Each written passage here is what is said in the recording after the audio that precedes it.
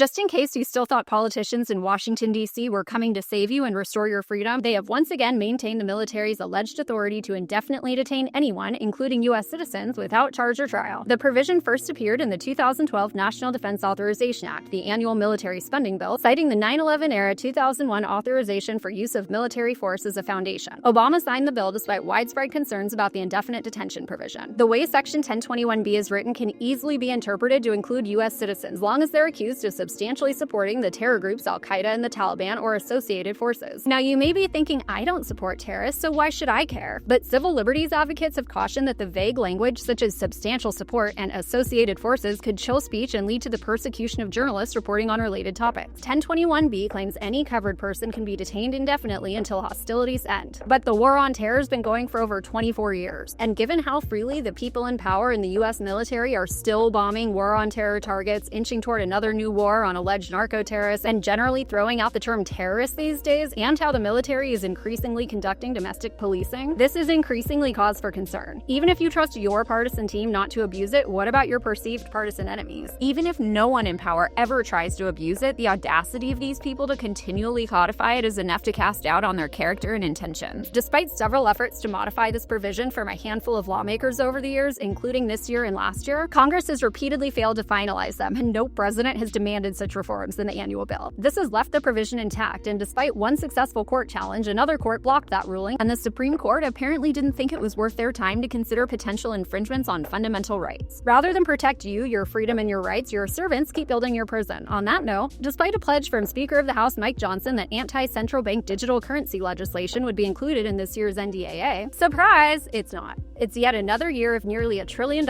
in military spending, with hundreds of millions going to Ukraine and Israel. It was passed with bipartisan support, and Trump has signed it into law just as he did for years before, just like Biden and Obama. The vast majority of these people do not care about you, your civil liberties, or curtailing the rapidly encroaching iron fist of state authority. Your representatives are not coming to save you. Act accordingly.